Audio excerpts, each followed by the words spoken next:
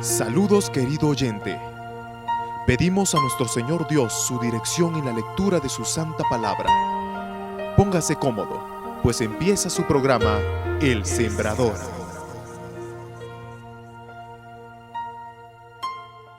Un gusto saludarle, estimado oyente. Agradecemos al Señor por el privilegio que nos da de abrir su palabra y estudiarla junto a ustedes. Continuando con la serie La armadura de Dios, hoy estaremos viendo una pieza muy importante de la armadura, tan importante como lo son las otras piezas que vimos en anteriores sesiones. En fin, hoy veremos el escudo de la fe y desglosaremos nuestro estudio en 3 puntos: la seguridad espiritual que Dios provee, número 2, tomando el escudo de la fe, y punto número 3, para apagar los dardos de fuego del maligno. Haremos lectura de Efesios capítulo 6, versículo 16. Sobre todo, tomad el escudo de la fe con que podáis apagar todos los dardos de fuego del maligno. Es muy importante para nuestro estudio recordar que el apóstol Pablo, al escribir esta porción de la carta a los Efesios, tiene en mente la vestimenta de batalla de un soldado romano. Él está usando el ejemplo de la armadura de los soldados de su tiempo como una ilustración para enseñar a los creyentes en Cristo algo realmente profundo y de aspecto espiritual. Por eso, cuando el apóstol habla de un escudo, está pensando en el escudo que usaban los soldados en el primer siglo. Como Pablo menciona a las flechas o dardos de fuego del maligno en este pasaje, sabemos que él se está refiriendo a cierto tipo de escudo que se utilizaba cuando el ejército se ponía en una posición de bloque, con el propósito de avanzar hacia territorio enemigo. Territorio donde el enemigo tenía gran ventaja, por lo que se conoce como el elemento sorpresa. Así que mientras el ejército va avanzando en formación de bloque, estaban al mismo tiempo expuestos a posibles emboscadas por flecheros escondidos en las partes altas, que de manera certera podían exterminar a gran parte del ejército con una lluvia de flechas. Por eso, los soldados usaban un escudo de 1 metro con 40 centímetros de largo y 80 centímetros de ancho. Era un escudo de casi el tamaño regular de una persona adulta. Este escudo era una pieza enorme de madera gruesa reforzada con metal, lo más parecido a una semipuerta. Entonces teníamos un ejército formado en bloque, cada soldado con su gran escudo formando una gran muralla de protección para avanzar en el territorio enemigo. De la misma manera, el ejército de Dios, los cristianos, la iglesia, nos encontramos en territorio enemigo, que es el sistema mundano minado de vanidad y deseos carnales pecaminosos, donde Satanás prepara sus terribles emboscadas a los creyentes. El Dios de este siglo, como se lo describe en 2 Corintios 4:4, trata de valerse del elemento sorpresa para atacar. Por eso la Escritura nos manda a velar, no bajar la guardia. Y así pasamos a nuestro primer punto, la seguridad espiritual que Dios provee. Cuando leemos Efesios capítulo 6, verso 16, dice: sobre todo, tomad el escudo de la fe. Esa frase sobre todo no nos está diciendo que el escudo es más importante que las demás piezas de la armadura, pues vimos que todas son fundamentales, sino que, aunque como creyentes ya estamos vestidos con el cinto de la verdad, con la coraza de justicia y calzado los pies con el apresto del evangelio de la paz, encima de todo eso, o además de todo eso, debemos tomar también el escudo de la fe. Con esto nosotros debemos saber y estar convencidos de cuán importante es para Dios nuestra seguridad espiritual. Estamos súper seguros en Dios. Aunque ya se nos dio la verdad, ya se nos dio la justicia y el poderoso evangelio de Dios, el Señor encima de todo eso nos da también un escudo, el escudo de la fe. En Juan capítulo 10 versos 27 al 29, Jesús dice: mis ovejas oyen mi voz y yo las conozco y me siguen, y yo les doy vida eterna y no perecerán jamás, ni nadie las arrebatará de mi mano. Mi Padre que me las dio es mayor que todos y nadie las puede arrebatar de la mano de mi Padre. Cristo da vida eterna a los que, arrepentidos de sus pecados, creen enteramente en Él. y no perecerán jamás, dice Cristo. Y nos da la garantía, la seguridad de que estamos en su poderosa mano. Y sabemos que estar en la mano de Cristo es suficiente. Pero encima de todo eso, Cristo dice que estamos también en la poderosa mano del Padre.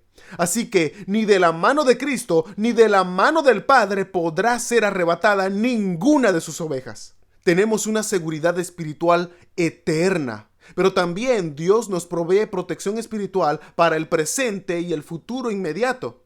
La armadura que Dios nos da nos muestra que Él está completamente interesado en nuestra seguridad espiritual en la batalla diaria del cristiano mientras seguimos en territorio enemigo. Y así pasamos a nuestro punto número 2, tomando el escudo de la fe. El escritor de la carta a los Hebreos describe la fe como la certeza de lo que se espera, la convicción de lo que no se ve. Cuando una persona dice que tiene fe en Dios, está diciendo que confía plenamente en Dios. Está diciendo que cree en lo que Dios dice en su palabra sobre sí mismo, con respecto a sus atributos, por ejemplo, que es soberano, que Él es justo, misericordioso, santo, que Él es amor, etc. Cuando una persona dice que cree en Dios, está diciendo que cree en las promesas de Dios plasmadas en las Sagradas Escrituras. Cree en lo que Dios dice con respecto a nosotros, los seres humanos. ¿Y qué dice Dios de nosotros? Pues dice que no hay justo ni aun uno, no hay quien entienda, no hay quien busque a Dios, todos nos desviamos, a una nos hicimos inútiles, no hay quien haga lo bueno, no hay ni siquiera uno. Eso dice Dios. En pocas palabras, la fe en Dios es creerle a Dios. No podemos decir que tenemos fe de una forma abstracta, como si la fe se sostuviera por sí misma. Todos tenemos fe. La pregunta es, ¿en quién depositamos esa fe, esa confianza plena? Muchos tienen fe en amuletos o en imágenes inertes sin vida, hechas con manos de hombres. Otros tienen fe en personas que admiran, sin considerar que esas personas a las que admiran son pecadoras y falibles como nosotros. De la misma manera sucede con los que dicen tener fe en sí mismos. Hoy esa es una frase muy común, ¿verdad? Incluso en congregaciones que profesan ser cristianas, se predican mensajes humanistas incentivando a creer en uno mismo. Algunos han llegado incluso al punto de blasfemar al decirle a la gente, vamos, tú puedes, Dios cree en ti, Dios confía en ti. Eso no es verdad. Dios conoce el corazón del hombre, como dice en Juan 2:25. Él no quiere que tengamos fe en nosotros mismos porque somos pecadores, somos inútiles, somos miserables, como se describe a sí mismo Pablo en Romanos 7. Dios quiere que sepamos con certeza que somos nada sin Él y al mismo tiempo que Él es todo. Por eso la fe que tiene verdadero valor es aquella depositada solo en Cristo, el cual es Dios. La fe es creer en lo que Dios dice ser, lo que Dios dice que somos, es creer en lo que Dios hizo y es creer en lo que Dios hará. La fe es creer en Él. ¿Tú crees? ¿Crees lo que Dios dice sobre sí mismo? ¿Crees que tu circunstancia, sea lo que sea que estás viviendo, está bajo el control de un Dios soberano y perfecto en sabiduría? ¿Crees cuando Dios dice en su palabra que Él es santo? ¿Realmente tú lo crees? Entonces debes creer también cuando Él dice que debemos huir de la fornicación porque Él es santo. No tiene parte con el pecado. La verdadera fe en Dios, la plena confianza en Dios, se traduce en obediencia a la palabra de Dios. Y es algo para lo que Dios ha capacitado a los suyos. Nos dio su Espíritu Santo, quien nos guía a toda la verdad, como dice Juan 16:13. Y así podemos hacer su voluntad para su gloria. Cuando leemos en Hebreos 11, podemos apreciar lo que hicieron los siervos de Dios por la fe en Él. Vemos la misma ecuación una y otra vez. Fe igual a obediencia. Como dice la Escritura, sin fe es imposible agradar a Dios.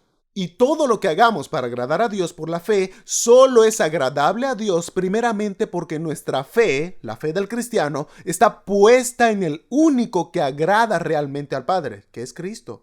Él es el Hijo que trae complacencia al Padre, y en Él estamos refugiados por la sola fe, y en Él somos aceptables al Padre por la sola fe, y todo lo bueno que hagamos es aceptable para el Padre por la sola fe en Cristo, el cual es el Hijo perfecto. Cualquier persona que no está en Cristo, que no cree en el Evangelio, pero trata de agradar a Dios haciendo cosas buenas, esa persona no está agradando a Dios. Nuestras obras están inmundas por el pecado. Por más buenas y piadosas que parezcan a los ojos de los hombres, si no creemos en el Evangelio de Cristo, estamos en rebelión contra Dios. Por eso el apóstol Pedro fue a predicarle el evangelio a Cornelio en Hechos capítulo 10. Porque aunque la escritura nos muestra a Cornelio como un hombre religioso, piadoso, temeroso de Dios, que hacía muchas limosnas y era un hombre de oración, ese hombre estaba perdido, bajo condenación por el pecado que mora en todo ser humano. Pues no olvidemos, no hay ni siquiera uno que sea verdaderamente justo. Todos somos pecadores, rebeldes ante Dios, como leíamos en Romanos 3. Ahora, es necesario aclarar que la Biblia no es una simple guía de moralidad y ética, porque Cornelio, siendo un hombre de buena moral y ética, estaba de camino al infierno por estar espiritualmente muerto en sus pecados. En la Biblia escuchamos la voz de Dios llamando al arrepentimiento a los pecadores. En la Biblia escuchamos la voz del Salvador Jesucristo llamando a los muertos a la vida. Por eso Cristo dice, el que cree en mí tiene vida eterna y no irá a condenación, sino que ha pasado de muerte a vida. La fe es creer, es confiar, descansar plena y enteramente en Cristo el Señor. Pero muchos prefieren creer la mentira del diablo antes que creer la verdad de Dios. Y así pasamos a nuestro último punto, para apagar los dardos de fuego del maligno. Efesios 6:16 dice, sobre todo tomad el escudo de la fe con que podáis apagar todos los dardos de fuego del maligno. Pablo, inspirado por el Espíritu Santo, nos está diciendo que el propósito del escudo de la fe es apagar los dardos de fuego del maligno, que es Satanás. En las guerras del primer siglo, las lluvias de flechas encendidas con fuego era una técnica muy común y mortal a la vez. Los flecheros ponían brea en la punta de las flechas para que al lanzarlas con fuego, éstas no solo hieran con el filo del metal de la flecha, sino que la brea ardiente se riegue por el cuerpo de la víctima y lo prenda en llamas. Se trataba definitivamente de una técnica cruel y mortal. Satanás es un enemigo maligno que ataca al ejército de Dios con sus flechas encendidas.